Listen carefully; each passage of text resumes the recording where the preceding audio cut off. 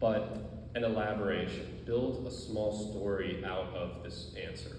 I'm gonna do the first round as an example when it comes time to do table topics, and then after that, using that example, we'll go to the crowd and each and every one of you will get a chance to participate. Our speaker tonight is a Toastmaster Tess with her speech titled Prioritize Self-Care, followed by an evaluation by Toastmaster Itai, who will be evaluating our speaker this evening. And then to round out tonight's meeting, we're also going to incorporate a new function of tonight's meeting called the General Evaluator. And the General Evaluator tonight is going to be Toastmaster Edward Landrum. Do you want to give a brief synopsis on what that role entitles? Thank you very much, Toastmaster Edward. Of course. A brief synopsis is basically I'm going to take a review of the overall conduction of the meeting, see where we can improve, make this meeting more fun, functional, and more beneficial for everybody in the room, and see if we can get better every time we have more meetings, so everybody can participate and have a good time while they're here. That's the general synopsis. Thank you.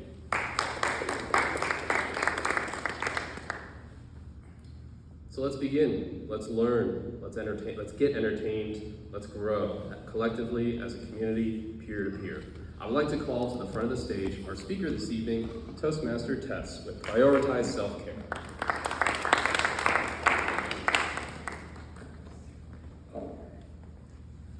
It's that time of the year when people are making New Year's resolutions. What are some of these common resolutions? Lose weight, exercise more, drink less alcohol, quit smoking, get in shape. They are all related to health. When it comes to health, practicing self-care is essential. It's not self-indulgence or being selfish. Self-care is a set of activities that you do throughout your life on a daily basis to improve your mental and physical well-being, so that you can stay being well and healthy, to do the things you want to do, to go to the places you want to go to help those who are important to you. Let's face it, when you're sick, you're in no position to help others. A number of studies, quite impressive, they find that lifestyle changes can make a huge difference to the disease, such as Alzheimer's, diabetes, coronary heart disease, obesity, hypertension. Believe me, you won't want to get Alzheimer's. It wouldn't be any good for public speaking. We do have the power. I've been a firm believer for disease prevention for a long time. However, what happened about 3 weeks ago has made me more so. My sister in Hong Kong, who's 63 years old, was rushed into hospital for emergency brain surgery. She suffers from stroke, a hemorrhagic stroke, which means a blood vessel ruptures and bleeds uncontrollably. Two leading factors for this type of stroke are hypertension and trauma. The doctor asked if she had any falls. From what we know, she didn't. She's now in hospital, out of ICU. She's lost her speech. She can move one side of her body, but she can answer to commands. She's being treated for hypertension. What my family and I don't understand is that she never mentioned anything about hypertension. We are not aware that it was one of her conditions. Unfortunately, she did not have very healthy habits, and she was slightly overweight. It really hurts me to know that if she had come to me, I could have advised her to make some behavioral changes. Hypertension can be controlled easily with lifestyle changes at the beginning of the disease.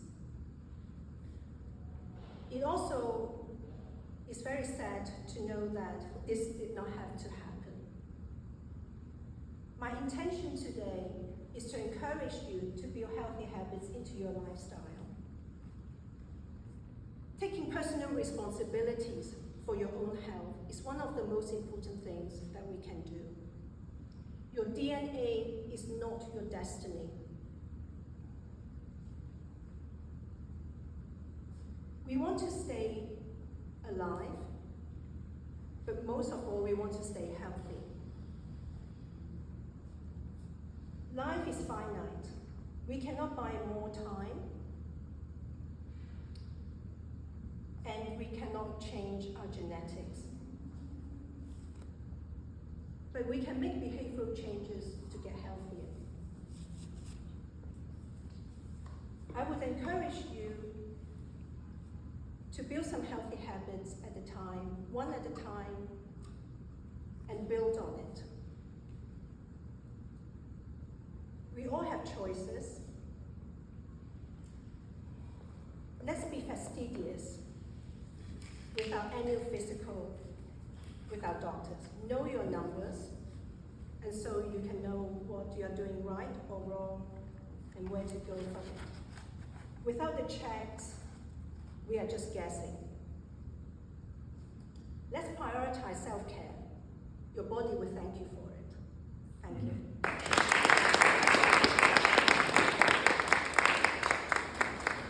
Excellent work, Toastmaster Tess. And newest addition to the club, by the way.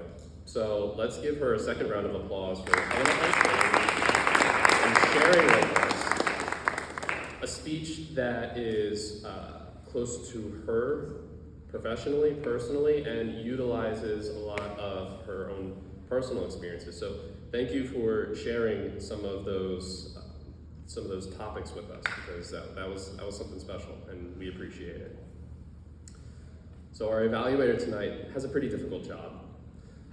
We need to give him a couple minutes to assess what he's just saw and to write down some notes and to prepare for his evaluation at the end of today's speech. So in order to give him some of that time, let's move on to table topics, folks. Table topics, how does it work? I'm going to display an example, and then we're each going to get an opportunity to participate. So, I'd like to ask one of our Toastmaster officers to ask me a question. Any question?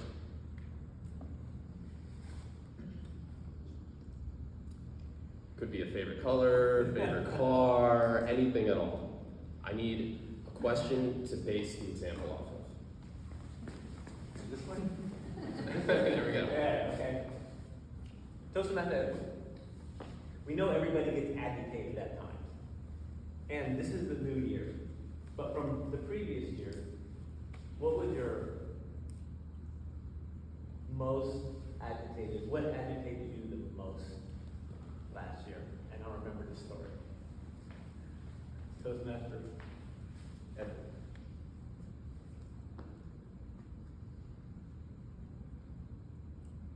For the strangest reason, the only thing that comes to mind is work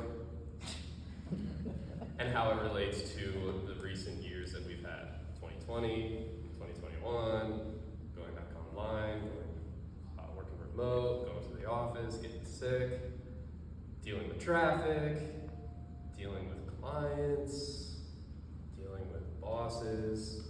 But I think at the very top, very cream of the crop of what agitated me the most was sleeping outside in the middle of the day. Because, believe it or not, I get burned pretty easily in this environment.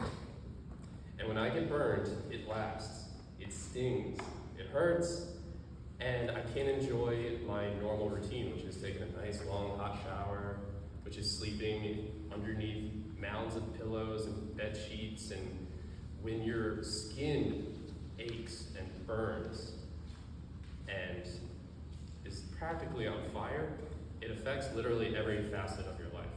So I've been fastidious with applying sunscreen lotion on a regular basis so I can enjoy the climate that surrounds us, so I can enjoy the beach, and so I can take those long, delicious naps on Fifth and Ocean, on the extended, beautiful beaches that we have in Miami.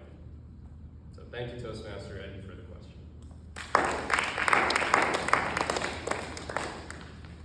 Now, I would like to call on a volunteer from the audience. If you volunteer, the question will be easy. If you do not, it will be hard. So do I have any volunteers? Toastmaster Rourke, let's go.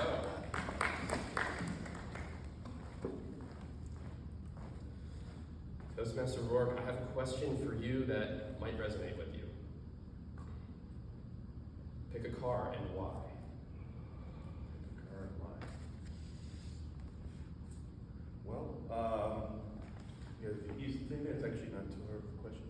So, about the car I'm picking is a 2023 convertible Corvette. And the reason I'm picking that is because I just recently got one. I ordered it over a year ago. Actually, let me step back. I was never really a sports car guy. I always had sedans and SUVs. And I went back to Detroit to visit for a few days, and a friend of mine had just gotten a brand new Corvette. So he had several cars, so he let me borrow it for the week so I didn't have to rent a car, and I fell in love with it. So then I went to the dealer, and I ordered it. It had to take took almost 15 months to get it. Just a fantastic everyday car, and as soon as I got it, I took it to the Homestead track for the first time ever. I had never been on a racetrack before. I got to go racing. I had a professional driver that actually took me around the track a few times, and then he sat in the passenger side and kind of guided me through the whole thing and taught me quite a bit. So that is why I chose the Corvette, and I actually went and bought one. Thank you. All right. So piggybacking off of that, who would like to go next? And if nobody raises their hands, Toastmaster Iran. Your question this evening is to, no, that's too easy. How has COVID impacted your life? Okay.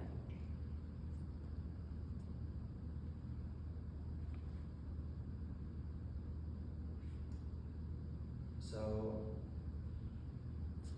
I told this in the last meeting, but some of you don't know, that I went to university in Toronto. And Canada had some very strict COVID policies. Everything went online when I was in school. Everything shut down. You had to wear masks inside and outside. And it totally changed the way I functioned and how I was studying in school. I think the most difficult part of doing that was going to Toronto. I didn't have any friends or family there. So also being forced inside was very difficult on a mental and emotional level.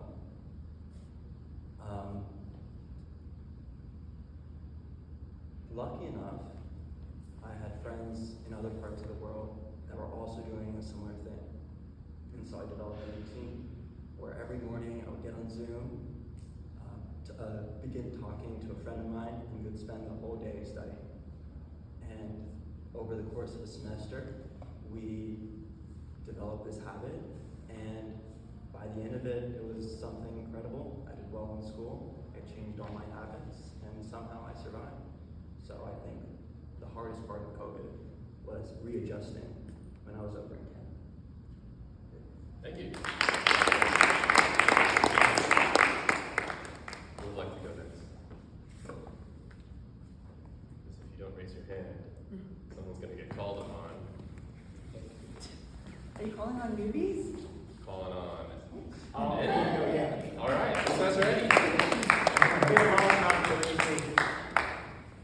Toastmaster Eddie. Easy one, please. You're too good for easy ones. I was just gonna say, he's so good. Pick a country and why.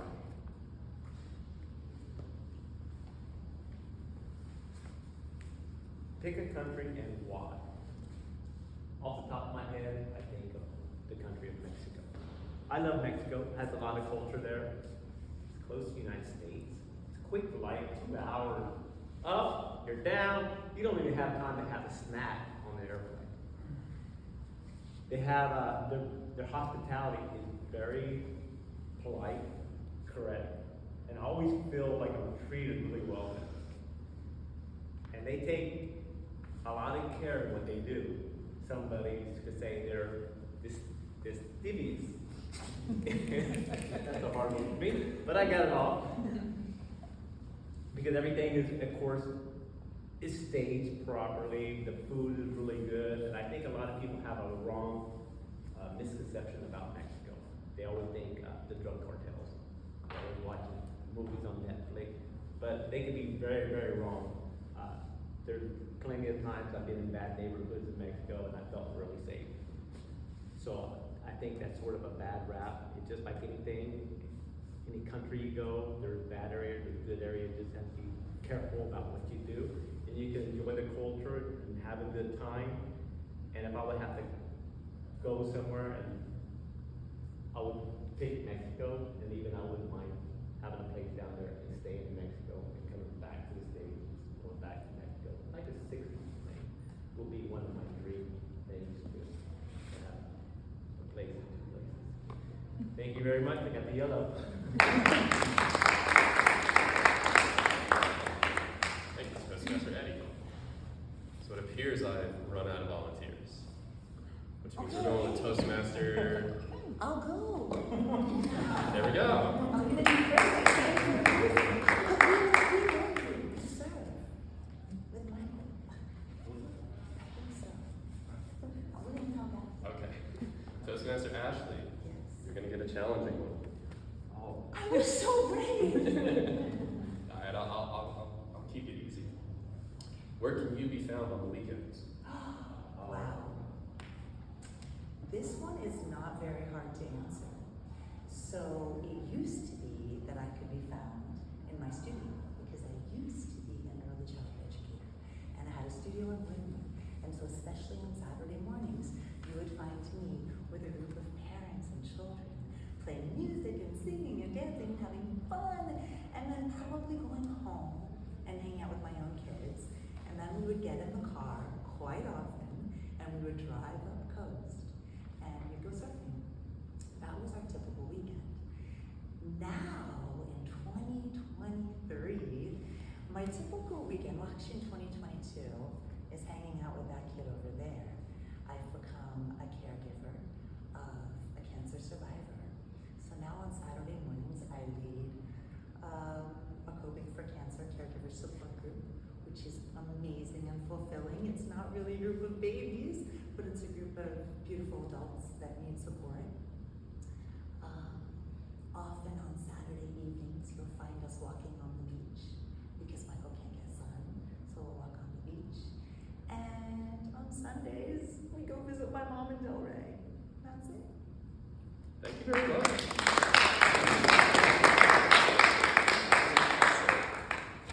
I forgot fastidious. Fastidious. Fastidiously visit your mom on Sunday. Yes.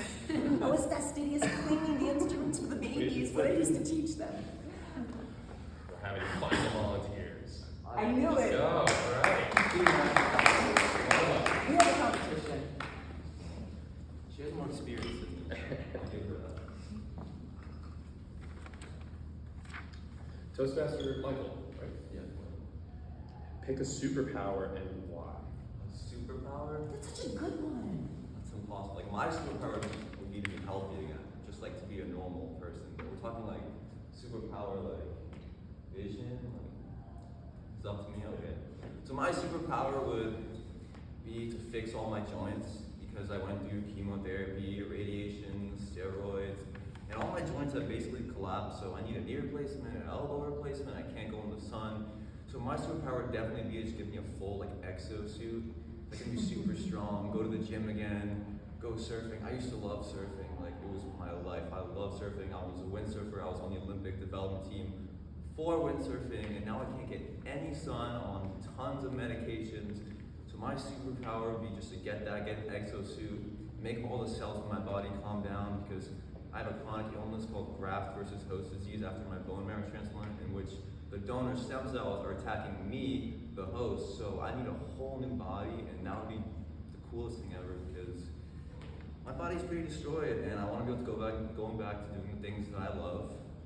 So yeah, my superpower would just be to be normal, I guess, because I have not felt normal in nearly 3 years. You know, it's been a crazy, tough journey. Everything's destroyed, but I have so much love. But my superpower would definitely be just to be healthy. That's my superpower.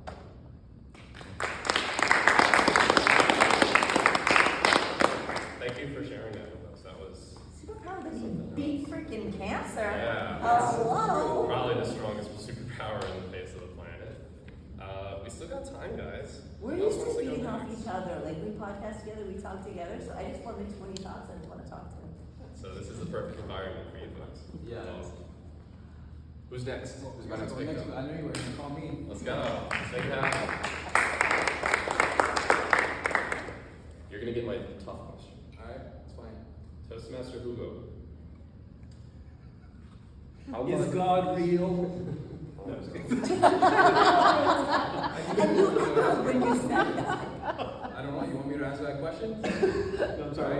No, I can answer that question. I didn't hear it. What was it? Is God real? I wouldn't. Why I not? wouldn't deal with that. Well, No. I'm going to tell you a story actually about that. So when I was about 19 years old, I was going through a really, really bad period of my life. My dad had lupus at the time, well he still does, but he's good now. One night, while I was sleeping on the couch, at my parents' house, I had my first out-of-body experience actually. In that out-of-body experience, I remember hearing a frequency. It sounded kind of like boom, boom, boom, boom. And I remember my body started shaking. Maybe it wasn't shaking if someone was looking at me. I probably wasn't shaking, but I felt like I was just shaking out of my body. So the frequency started getting higher and higher. So it sounded like an angel kind of. And all of a sudden, I can see myself outside, like staring at me. I'm like, wow, I just popped out of my body, literally. So when that happened, I was like, so if I can do this, I can probably go see what my parents are doing. So my consciousness went to my parents' room, and I saw them, and I'm like, wow, like this is crazy. So if I just did this, I could probably do something else. So I remember walking through the door, my consciousness, not my body, because my body is probably still there, looking dead or something. And the same thing started happening, but my consciousness went to the universe, and they say there's a light at the end of the tunnel, and I was able to see that light. And the closer I got to it, I don't know what I felt, but I felt like I wanted to go in it. It was just a light. It wasn't really talking to me. It wasn't saying nothing, but it started communicating something. It had some language. It was just a feeling of knowing there's something beyond this life. And I remember my consciousness wanted to go through it, and all of a sudden I felt something tell me, oh, it's not time yet. And I just dropped, and that's the first one of many I've had actually. So is God real? To me he is, or she, well, whatever it is, it's real.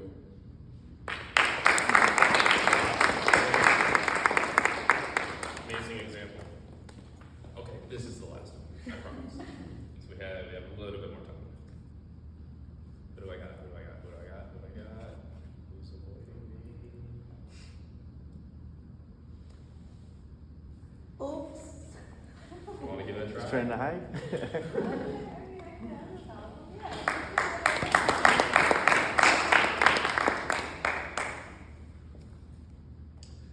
Toastmaster help. This is the tough one. Oh, God. How much is too much? That's a good question. It's funny because I was just talking to someone about how we're all driven by capitalism and consumerism, and that's why we overconsume the earth and all of its resources. So I think too much is more than you need.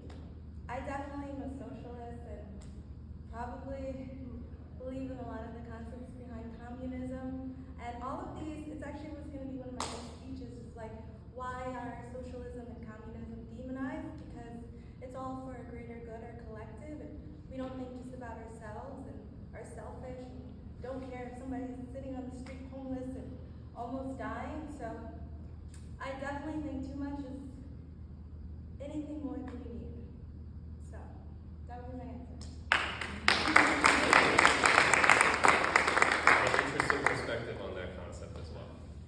added to the list.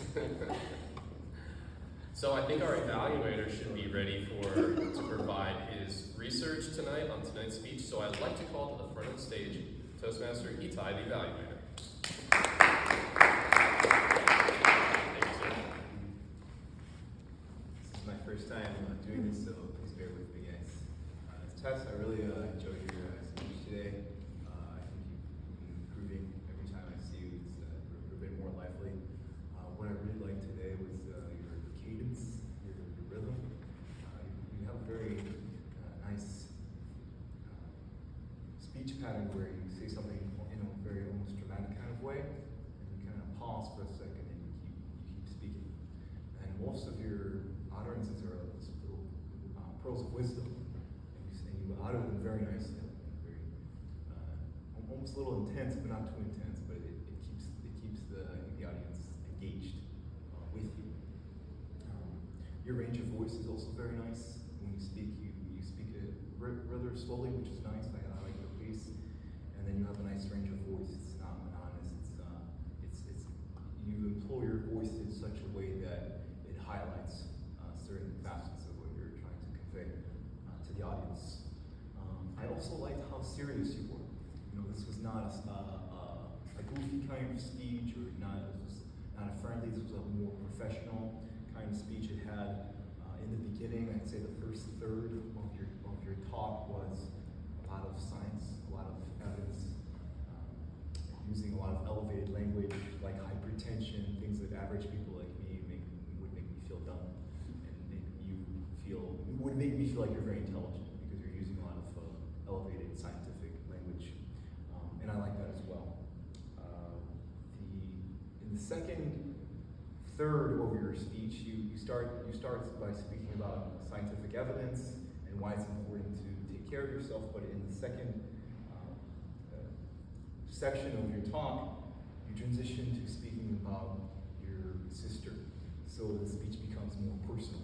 It starts out very sort of third person. I'm telling you all these facts, which I read about, but now I'm telling you about my own sister. This is my own life story. And then the story becomes more emotional, and a lot of us can relate to what happened to your sister because many of us have had similar incidents with our own relatives. So your talk becomes more personal, which I also like.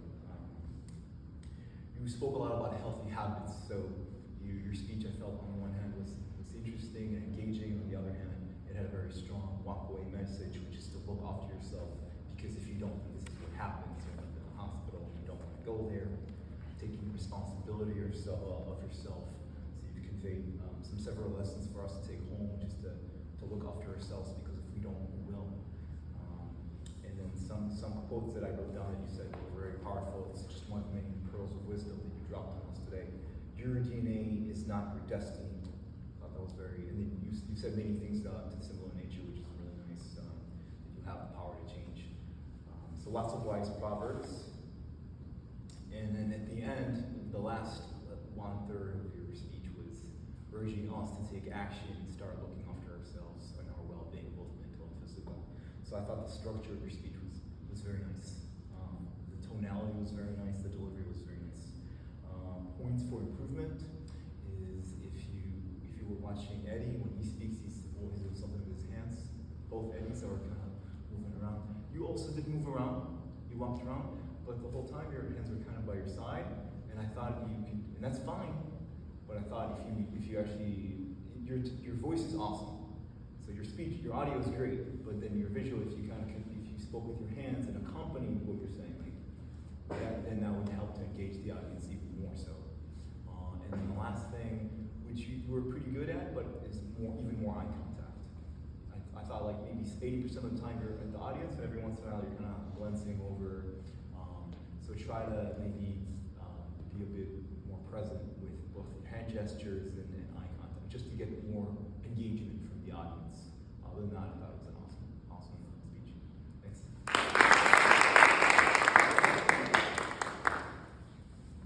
Itai, that was incredible, man. If you guys were looking for a prime example of how to deliver a peer-to-peer evaluation of a speech, that right there is how to do it. So one more round of applause. So check our pulse. Let's see how we collectively did as a community. Let's tune into our role masters, see some of the data that they collected, and have them convey that back to us. So let's start from the top, and let's check in with the counter this evening, and that's Toastmaster Simon.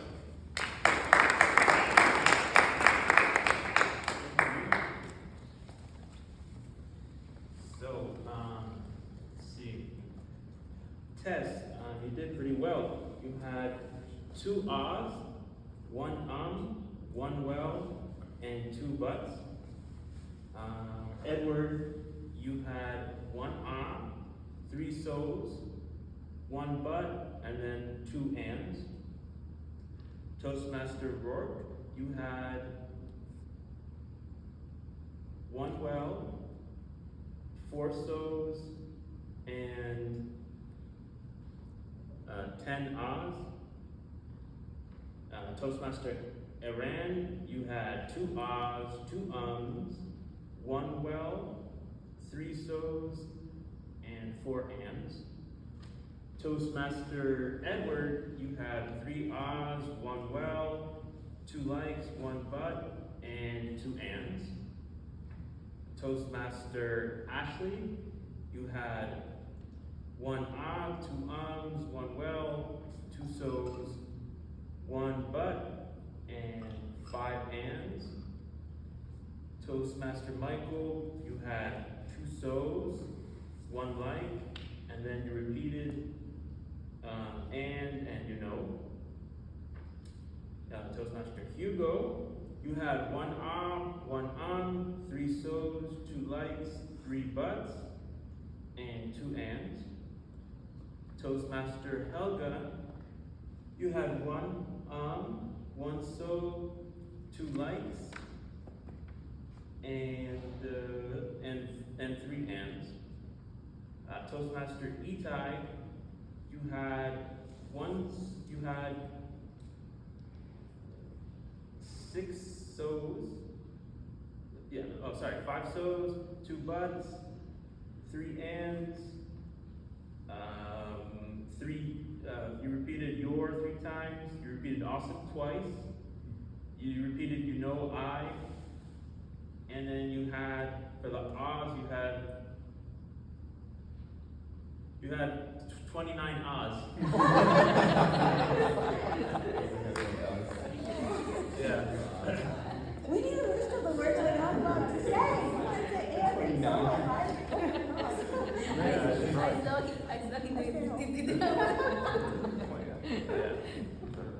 So, yeah, I hope you guys learned something today. I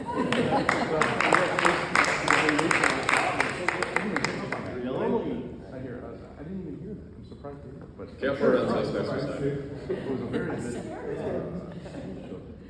So, in order for us to maintain our scheduling and to ensure we have 1 full hour of time together, we rely on our timer to record that sort of data. So I'd like to call to the front Toastmaster, I can't see your name from here, I'm sorry. It's Christabella. Christabel, the timer, to give us our report.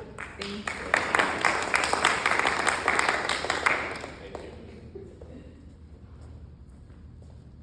So, for the time today, Toastmaster Tess, who prepared a speech, did 5 minutes and 29 seconds, which was in time.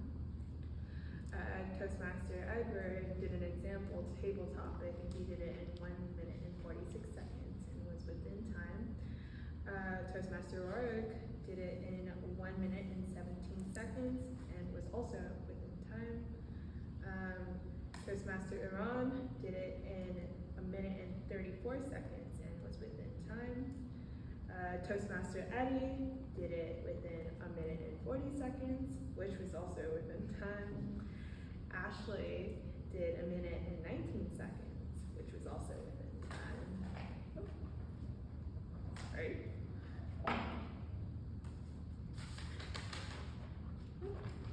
Toastmaster Michael did it within 1 minute 24 seconds, and it was in time. Hugo? Yes. Did it within 1 minute and 44 seconds, which is also within time. And then Helga, right? I think I said her name. Did it within 49 seconds, which is also within time. For the evaluator, Itai, you were 1 minute and 16 seconds overtime, which is 4 minutes and 16 seconds, but your evaluation was great, so.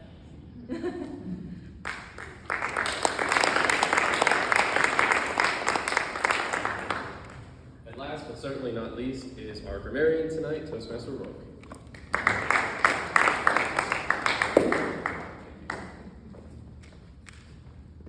So here is a list of those who use the word of the day. Tess, Edward, Eddie. You got it, Doctor, but that's all right. Oh, Edward, Eddie. Okay, sorry.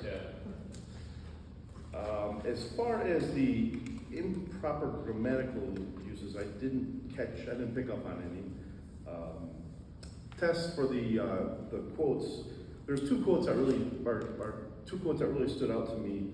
One, when he said Alzheimer's wouldn't be any good for public speaking. It kind of drew everyone in because it's a funny play on everyone being here, so it grabbed everyone's attention. Not that anyone lost attention, but I think it really grabbed everyone's attention. And I think the most impactful phrase I heard in your entire speech that really stood out is when you said, "Your DNA is not your destiny." Like, I think that really felt. I mean, I felt it. I really did it, and that is it. That's it for me. Very well done. And very well done overall by all of our participants. But how can we improve our meetings even further? What else can we incorporate to make this even more impactful, to learn more, to grow faster? With that being said, I'd like to call our general evaluator to give his take on tonight's meeting, Toastmaster Eddie. Thank you very much, Toastmaster Edward. I've been here just over a year, and I've seen this club grow, and we have grown a lot in how we prepare and get ready for speeches. And we actually done really well. We've done fantastic on time.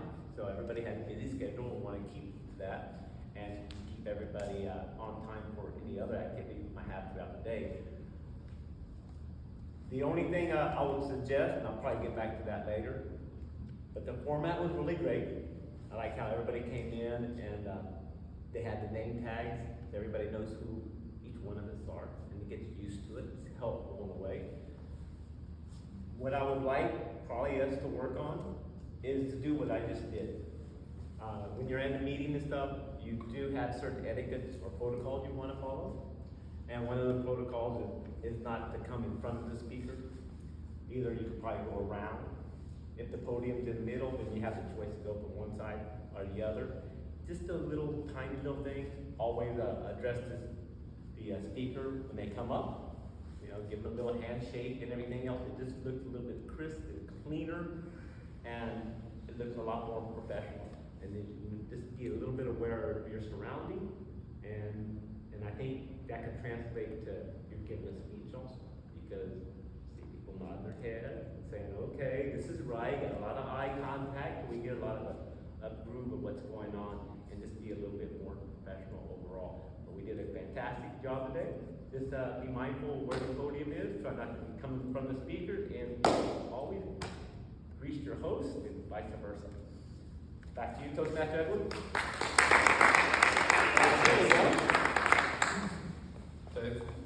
Take the input and put it to practice, right? Yeah. So a couple of announcements before we adjourn this evening. As you all know, the last Thursday of every month is our Miami Beach Toastmasters social. So that's not this next Thursday, I believe it's the Thursday after next. So keep that in your calendar. Every last Thursday we adjourn this meeting, and then we head across the way to Mas Cuba, which is a tiny little restaurant bar that we mingle and hang out outside of our normal Toastmasters meetings. Second announcement that I have is that we are going to launch a speakathon in the next couple of weeks. I believe it's in early February. We do not have the Pathways credentials of our members here to compete, to participate in the local and area contests. So there's a ton of talent in this room, ton of people who are really good at public speaking, but we just don't meet the criteria to speak competitively yet. In order to do that, we gotta get a lot more speeches under our belts. So we're gonna have a speak-a-thon in which one of our meetings is only speeches and only evaluations for the entire day. I feel like we can get probably 5 or 6 good prepared speeches done in that time, and all of those speeches will count to your Pathways profile. So you'll each gain credit and learn a lot faster than if we only did 2 speeches per week on average. So stay tuned to the group chat for our speak-a-thon coming up. It's going to be for February, and it's going to be quite a cool event. We also have, the officers got together earlier this week, and we're also going to host a couple of events on Saturday mornings, which we are going to invite professional speakers to come in and share their thoughts, share their experiences, and so that way we can sit in and see how people who do this for a living, to see how they perform speeches. We had one in Q4 of last year, and we're going to launch another one for Q1 of this year. So if you're not part of the group chat, I encourage you to join our WhatsApp group. That's where all the news and updates is relayed to the entire group. The group chat is at like 85 members at this point. So there's 20 folks here on average, there's another 80 online. This is a really cool community that we have here, and we're doing a lot of cool and interesting and fun things during and outside of our normal meetings. So at the end of this meeting today, if you're not part of our WhatsApp group, I have a QR code for you to scan with your phone so you can join and stay up to date on all the news and events that we got going on here. Do any of the other officers have any announcements or messages or anything that they'd like to share before we adjourn this evening? No, kind of genuinely summarizes Toastmaster Ebony. Hi. If anyone is ready to sign up, we can do so this evening very quickly, okay? That's it. Excellent. So this is essentially what our normal Thursday meetings are. It's 1 hour, it's peer-to-peer, and you learn and grow a lot in that condensed short amount of time. And just like any other skill set, you have to do it on a regular basis in order to learn it. Whether it's a language, whether it's riding a bike, whether it's public speaking, this is how you become better at it. It's the most effective, it's the most fun, it's the most cost-effective way to learn a super valuable asset that's going to pay dividends in your life, either professionally or personally. So, our meeting has come to a close. At the conclusion of our meeting, I ask that we all come to the front for the group photo. If you're not part of the group chat, I got a QR code, and I thank you all for coming out once again. I thank our speakers for speaking tonight, our evaluators for evaluating, our role masters for role mastering, and I thoroughly fastidious. And I thoroughly look forward to seeing each and every one of you next week. Meeting adjourned.